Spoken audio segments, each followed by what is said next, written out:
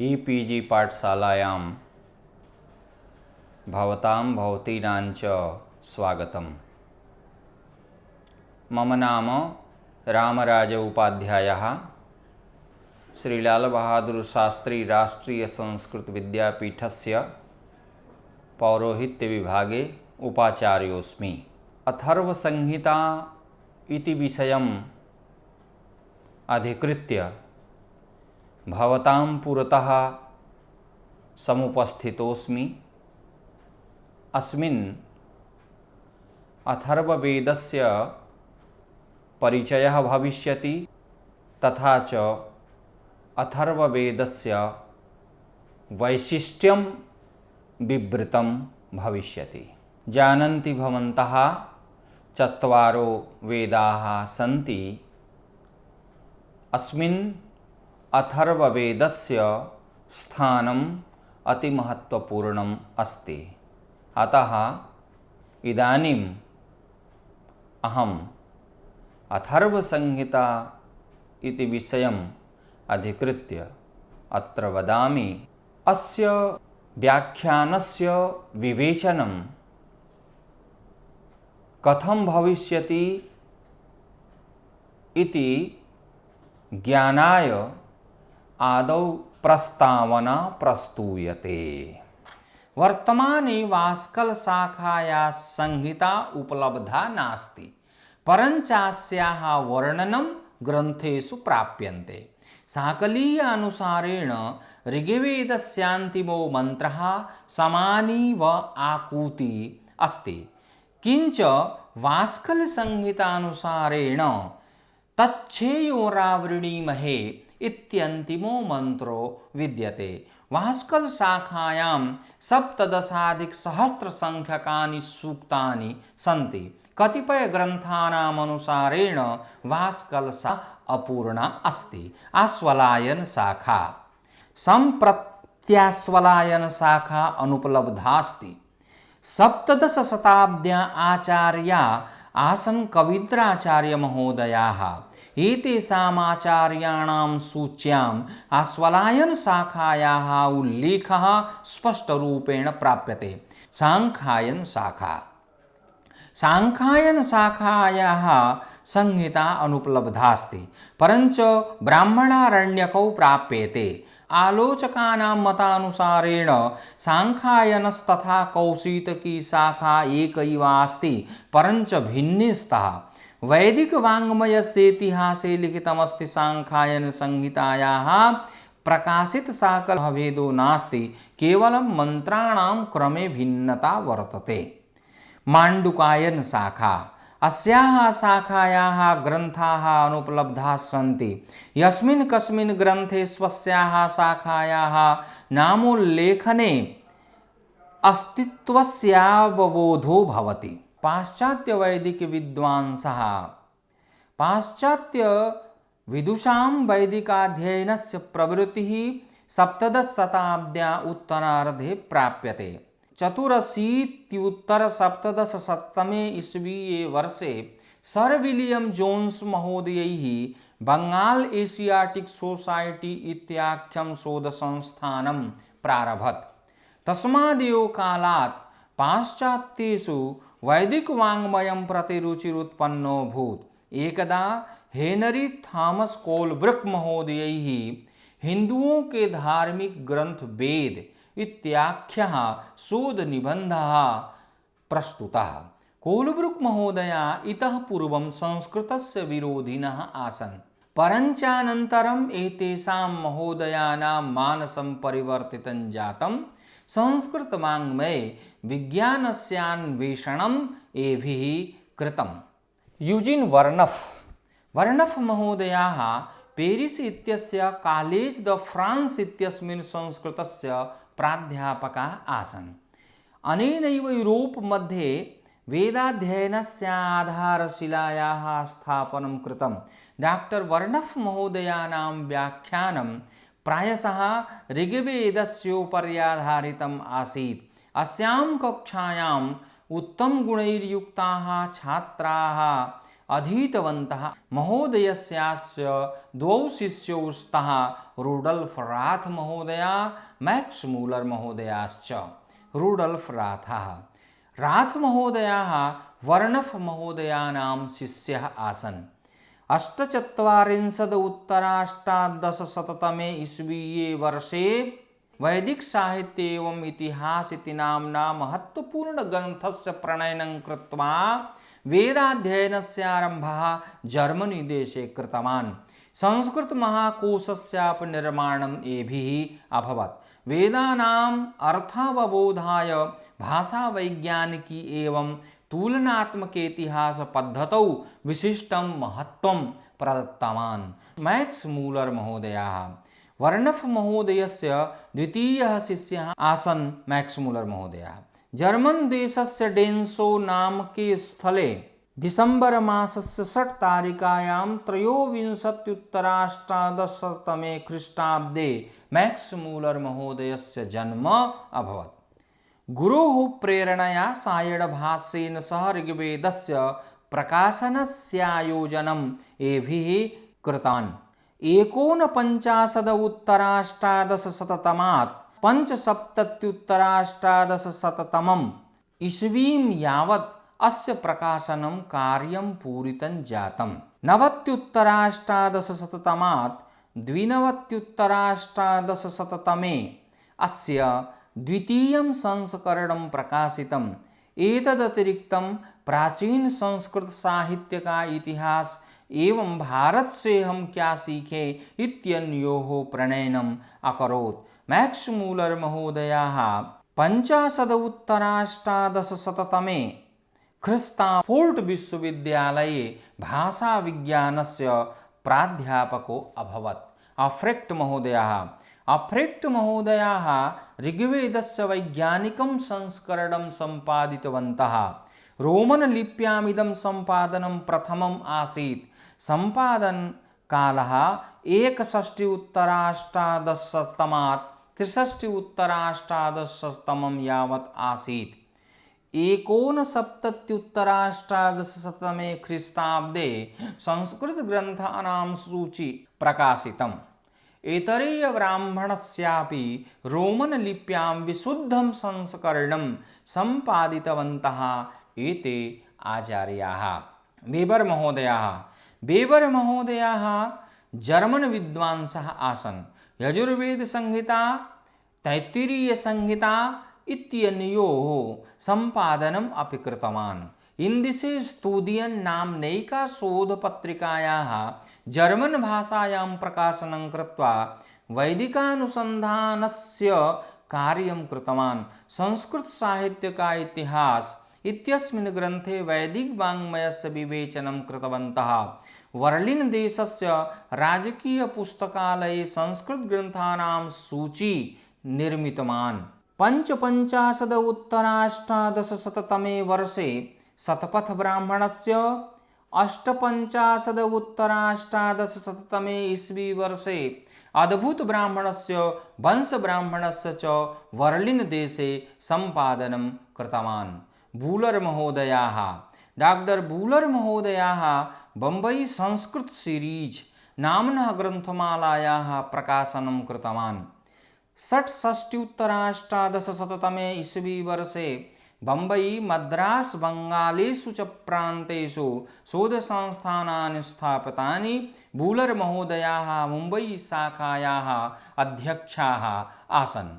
Professor H Wilson महोदयाः अनेन महोदयेन एव सायणभाष्यस्यानुसारेण ऋग्वेद संहितायाः सर्वप्रथमम् आङ्ग्लभाषायाम् अनुवादः कृतः। सम्पूर्णस्य ऋग्वेदस्य आङ्ग्लभाषानुवादेन सह 88 ईस्वी वर्षे प्रकाशनं कारितम्। ऋक्भाष्यकाराः पुरा काले यथा मानव मस्तिष्कम् उर्वरम् आसीत् तथा अर्वाचीने काले नासीत्। एतावता महाभाष्ये प्राप्यते मन्दमतीन् मनुष्यान् विचिन्त्य भगवता वेदव्यासेन वेदस्य विभागः कृतम्।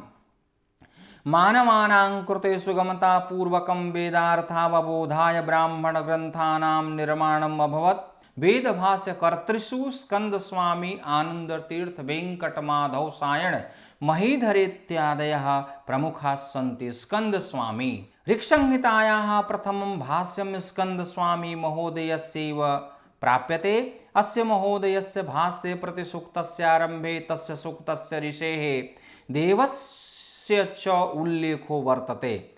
निघंटु निरुक्त प्रभृति वैदिकार्थोपबोधकेभ्यः ग्रंथेभ्यः उपयुक्त प्रमाणमपि तत्रैव संकलितम् अस्ति।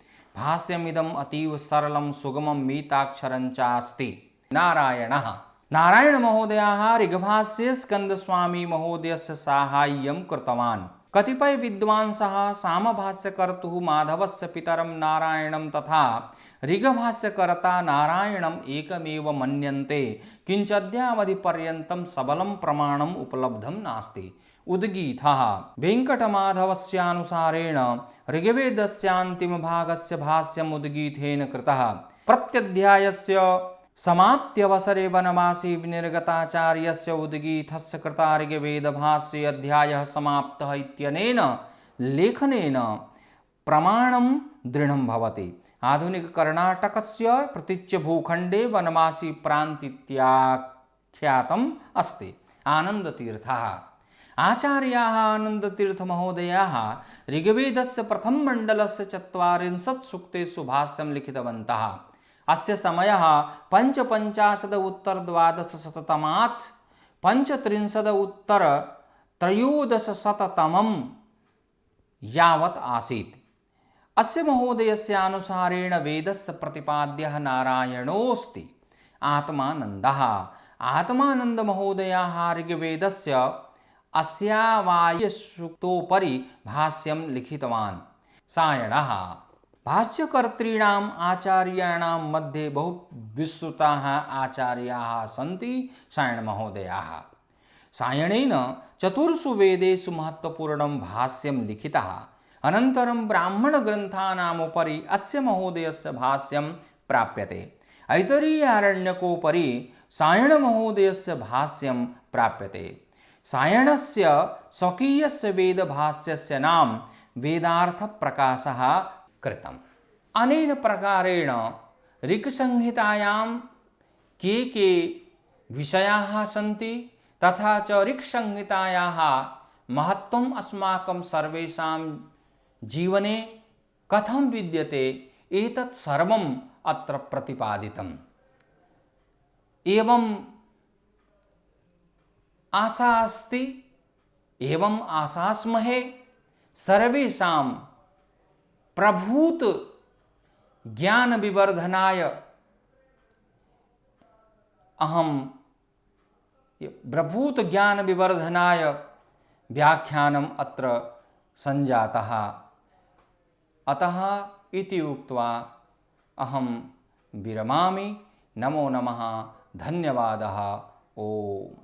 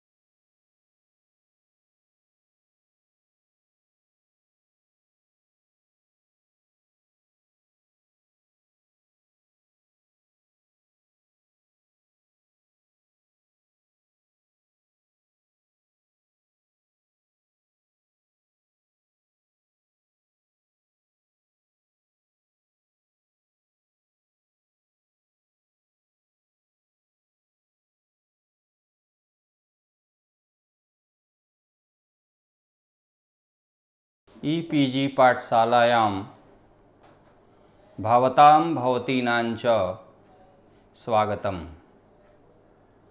मम नाम रामराज उपाध्यायः, श्री लाल बहादुर शास्त्री राष्ट्रीय संस्कृत विद्यापीठस्य पौरोहित्य विभागे उपाचार्योऽस्मि। शुक्ल यजुस्संहिता इति विषयम् अवलम्ब्य अहम् अत्र समुपस्थितोऽस्मि। अत्र माध्यन्दिनसंहितायाः परिचयः, काण्वसंहितायाः वैशिष्ट्यं तथा च संबंधिताः अन्ये विषयाः विवेचिताः भविष्यन्ति।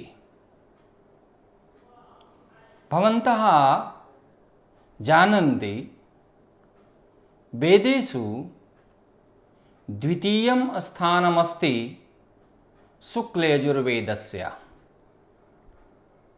यस्य नाम शुक्लयजुस्संहिता अस्ति। अस्मिन् के विषयाः सन्ति, एतेषां सर्वेषां विषयाणां विवेचनम् अत्र भविष्यति। आदौ प्रस्तावना प्रस्तूयते। शुक्लयजुर्वेदभाष्ये लिखितमस्ति, तत्रादौ ब्रह्मपरम्परया प्राप्तं वेदं मंदमतीन् मनुष्यान् विचिन्त्य तत्कृपया चतुर्धा व्यस्य ऋक्यजुसामथर्वाख्यान् चतुरो वेदान् पैलवैशम्पायन जैमिनी सुमन्तुभ्यः कर्माद् उपदिदेश इत्यनेन वचनेन यजुसंहितायाः आचार्यः वैशम्पायन ऋषिः अस्ति। शुक्लं कृष्णमिति द्वेधा यजुश्च समुदाहृतं, शुक्लं वाजसनं ज्ञेयं कृष्णं तु तैत्तिरीयकम् इत्यनेन यजुर्वेदः द्विधा विभक्तः, शुक्लः कृष्णश्च। चरणव्यूह परिशिष्टे लिखितमस्ति, यजुर्वेदस्य 24 भेदाः भवन्ति। ते स्वादौ 10 शुक्लयजुर्वेदस्य अवशिष्टाः 14 कृष्णयजुर्वेदस्य च शाखाः सन्ति। अत्र शुक्लयजुर्वेदस्य 10 शाखाः वर्णिताः सन्ति। काण्वाः, माध्यन्दिनाः, जाबालाः, सापेयाः, श्वेताः, श्वेततराः, ताम्रायणीयाः, पौर्णवत्साः, आवटिकाः, परमावटिकाश्च। आसु शाखासु कण्वः माध्यन्दिनीया चेति प्रसिद्धे शाखे स्तः। अन्यासाम् उपलब्धता न दृश्यते। अत्र शुक्लयजुस्संहितायाः काण्वशाखा माध्यन्दिनशाखयोश्चोपरि विचार्येते। माध्यन्दिनसंहितायाः स्वरूपम्। मध्यन्दिने प्रोक्तत्वादियं शाखा माध्यन्दिनीया शाखा ख्यापिता अस्ति। शुक्लयाजुष संप्रदाये माध्यन्दिनीया अति प्रसिद्धा प्रतिष्ठिता च शाखा विद्यते। वाजसनेयी शाखासु महत्वपूर्णा संहिता विद्यते, माध्यन्दिनीया संहिता। अस्यां संहितायां 40 अध्यायाः सन्ति। माध्यन्दिन संहितायाः अपरनाम वाजसनेयी संहिता अप्यस्ति।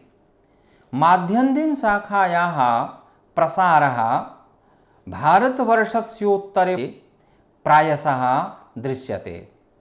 अस्याः शाखायाः सम्पादनं 49-उत्तराष्टादशशततमात् 52-उत्तराष्टादशशततमस्य ईस्वी मध्ये बेबर महोदयेन कृतः। शुक्लयजुर्वेदस्य प्रतिनिधित्वं करोति आदित्यसम्प्रदायः। अस्याः संहिताया उपदेशः सूर्येण वाजिस्वरूपिणो भूत्वा मध्यन्दिने याज्ञवल्क्यः प्राप्तवान्। मैकडॉनल्ड महोदयस्य विचारो विद्यते वाजसेनेयी संहितायां शुद्धयज्ञसम्बन्धिताः मन्त्राः प्राप्यन्ते। अस्यां संहितायां विविधानि सूक्तानि प्राप्यन्ते। येषु सूक्तेषु पुरुषसूक्तं शिवसङ्कल्पसूक्तादयश्च प्रमुखाः सन्ति। 15 वाजसेनेयी संहितासु माध्यन्दिन संहिता महत्वपूर्णा अस्ति। काण्वसंहितायाः स्वरूपम्। काण्वसंहिता अपि 40 अध्यायात्मिका विद्यते। अस्यां संहितायां 4 दशकाः सन्ति। सर्वेषु दशकेषु 10 अध्यायाः सन्ति। 4 दशकेषु 40 अध्यायाः सन्ति। अस्यां संहितायाम् 28,300 अनुवाकाः 86,000 मन्त्राश्च सन्ति। तालिका माध्यमेन अस्य ज्ञानं सुखदपूर्वकं कर्तुं शक्यते। यथा प्रथमे अध्याये 10 अनुवाकाः सन्ति, अत्र 50 मन्त्राः प्राप्यन्ते। द्वितीये अध्याये 7 अनुवाकाः 60 मन्त्राश्च प्राप्यन्ते। तृतीये अध्याये 9 अनुवाकाः 670 मन्त्राः प्राप्यन्ते।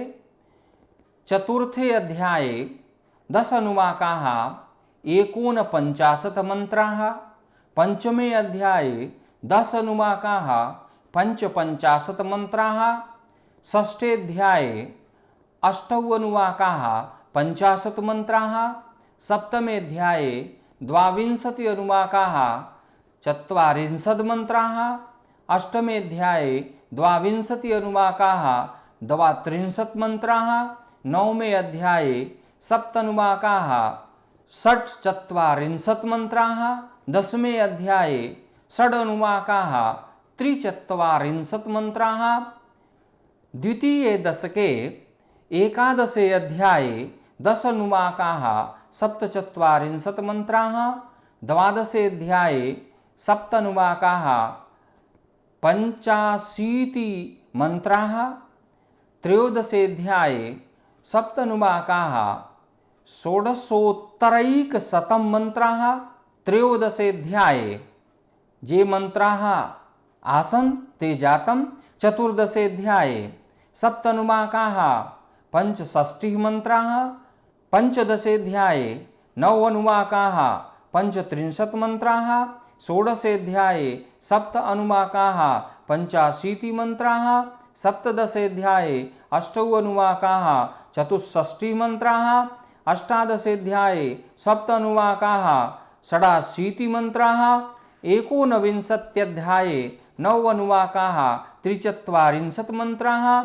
विंशति अध्याये 5 अनुवाकाः 46 मन्त्राश्च प्राप्यन्ते। तृतीये दशके पश्यन्तु, एकविंशतिध्याये 7 अनुवाकाः 6,100 मन्त्राः। द्वाविंशति अध्याये 8 अनुवाकाः 75 मन्त्राः। त्रयोविंशत्यध्याये 6 अनुवाकाः 60 मन्त्राः। चतुर्विंशत्यध्याये 21 अनुवाकाः 47 मन्त्राः। पंचविंशति अध्याये 10 अनुवाकाः 67 मन्त्राः। षड्विंशति अध्याये 8 अनुवाकाः 44 मन्त्राः।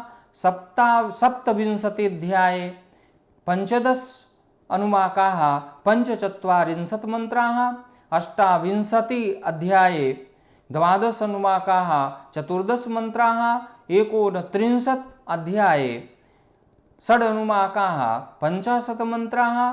30 अध्याये 4 अनुवाकाः 46 मन्त्राश्च प्राप्यन्ते। चतुर्थे दशके एकत्रिंशत् अध्याये सप्तनुवाकाः एकपञ्चाशत् मन्त्राः, 32 अध्याये षडनुवाकाः चतुरशीति मन्त्राः, 33 अध्याये द्वितीयेनुवाके 33 अध्याये द्वे अनुवाकौ 33 अध्याये 2 अनुवाकौ षट्चत्वारिंशत् मन्त्राः, 34 अध्याये 4 अनुवाकाः 22 मन्त्राः, 35 अध्याये 4 अनुवाकाः 55 मन्त्राः, 37 अध्याये एके अनुवाके 37 अध्याये एकः अनुवाकः 24 मन्त्राः, 37 अध्याये त्रयः अनुवाकाः 20 मन्त्राः, 38 अध्याये सप्त अनुवाकाः 27 मन्त्राः, 39 अध्याये 39 अध्याये 9 अनुवाकाः 12 मन्त्राः, 40 अध्याये एकः अनुवाकः 18 मन्त्राश्च प्राप्यन्ते। अनेन प्रकारेण चतुर्षु दशकेषु जे मन्त्राः अथवा यावन्तः मन्त्राः प्राप्यन्ते तेषां सर्वेषां विवरणम् अत्र जातम्। अत्र ऋषिपरिचयः क्रियते। अविदित्वा ऋषिं छन्दो दैवतं योगमेव च जो अध्यापयेत् जपेद वापि पापीयान् जायते तु सः इत्यनेन श्लोकेन ऋष्यादीनां ज्ञानम् आवश्यकम् अस्ति। ऋषयो मन्त्रदृष्टारः इति प्रसिद्धेन वाक्येन सर्वेषां मन्त्राणां दृष्टारः ऋषयः सन्ति। सर्वासु संहितासु मन्त्राः प्राप्यन्ते, अर्थात् सर्वासां संहितानां मन्त्राणां च ज्ञानं तावत् पूर्णं न भवति यावत् ऋषीणां ज्ञानं न स्यात्। अत्रास्मिन् प्रकरणे ऋषीणां परिचयः कुर्मः। शुक्लयजुर्वेदसंहितायाः द्विधा विभजनं पूर्वोक्तम्। उभयोः दृष्टा ऋषि याज्ञवल्क्य-कण्वौ स्तः। अत्रानयोः ऋषयोः परिचयः कुर्मः। याज्ञवल्क्य-ऋषेः परिचयः। पुराणानामनुसारेण शुक्लयजुर्वेदस्य प्रवर्तका ऋषयः आसन् याज्ञवल्क्यमहोदयाः। विष्णुपुराणे अस्य ऋषेः नाम ब्रह्मराज सूत अपि आसीत्। भागवत महापुराणानुसारेण याज्ञवल्क्यं देवराज सूतम् अपि कथ्यते। ऐतरीय ब्राह्मणानुसारेण विश्वामित्रस्य शिष्येषु एको आचार्यः देवरात आसीत् यस्य संज्ञा सुनःसेप् अभवत्। अन्येषु पुराणेषु याज्ञवल्क्यं विश्वामित्रकुलीनं मन्यते। याज्ञवल्क्यस्य गुरोर्नाम वैशम्पायन आसीत्। याज्ञवल्क्यस्य पुत्रस्य नाम कात्यायनः, पौत्रस्य च नाम वररुचिः आसीत्। बृहदारण्यकोपनिषदनुसारेण याज्ञवल्क्यस्य अपर नाम वाजसनेय आसीत्। अस्य उपनिषदः भाष्यभूमिकायां भगवत्पादाः शङ्कराचार्याः वदन्ति यज्ञस्य वक्ता यज्ञवल्क्य आसीत्। तस्य पुत्रस्य नाम याज्ञवल्क्यो अभवत्। शतपथ ब्राह्मणस्य अनुसारेण याज्ञवल्क्यम् उद्दालक आरुणेः शिष्यम् आसीत् इति उक्तमस्ति। याज्ञवल्क्यस्य 15 शिष्याः आसन्। कण्वऋषेः परिचयः। बौधायन शाखायाः प्रवर्तकाः बौधायनस्य पुत्राः आसन् कण्वमहोदयाः। कण्वस्य गुरुर्नाम याज्ञवल्क्य आसीत्। शुक्लयजुर्वेदस्य अध्ययनं याज्ञवल्क्येन गुरुणा एव कृतम्। अनन्तरम् आदित्यसम्प्रदायान्तर्गत कण्वशाखा। अनेन प्रकारेण पारिवारिकसम्बन्धः कथं भवेत्, परिवारे ये वृद्धाः सन्ति तेषां कृते अस्माकं कर्तव्यं किं भवेत्, किं स्यात्, तथा च बालकानां कृते अस्माकं कर्तव्यं किं भूयात् इत्यादीनां सर्वेषां विषयाणां वर्णनं अथर्ववेदे प्राप्यते। यतोहि परिवारसञ्चालनस्य अनिवार्यता सर्वे जानन्ति। एतावता अथर्ववेदस्य महत्त्वं सर्वत्र विद्यते, अथवा अस्माकं जीवने अथर्ववेदस्य महत्त्वम् अति महत्त्वपूर्णम् अति अनिवार्यम् अस्ति। अनेन प्रकारेण अत्र व्रात्यसूक्तं, मधुविद्यासूक्तं, ब्रह्मविद्या इत्यादयः वर्णिताः सन्ति। व्रात्यसूक्तम् अपि आवश्यकम् अस्ति, मधुविद्यासूक्तम् अपि आवश्यकम् अस्ति, ब्रह्मविद्याविषयेऽपि ज्ञानम् आवश्यकम् अस्ति। यतोहि केवलम् इहलोके एव कार्याणि कुर्वन्तु, परलोकस्य कथं निर्माणं भवेत्, परलोकस्य कृते किं कर्तव्यं किं न कर्तव्यम्, एतत् सर्वम् आवश्यकम् अस्ति मानवानां जीवने। आहार निद्रा भयमैथुनं च समानमेतत् पशुभिर्नराणां धर्मो हि तेषाम् अधिको विशेषः धर्मानुगो गच्छति जीव एकः। सर्वेषां मनुष्याणां पशु पक्षी इत्यादीनां मध्ये आहार निद्रा भय मैथुनम् एतत् सर्वं समानं विद्यते।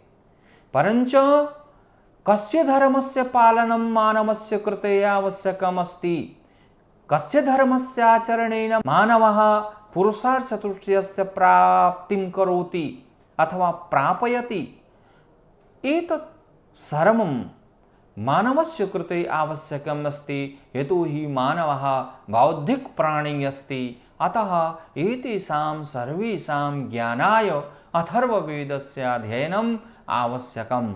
अतः भवन्तः जानन्ति, अस्माकं जीवने ये विषयाः इदानीम् अत्र गदिताः, तेषां सर्वेषाम् अत्यन्तमहत्त्वपूर्णं स्थानम् अस्ति।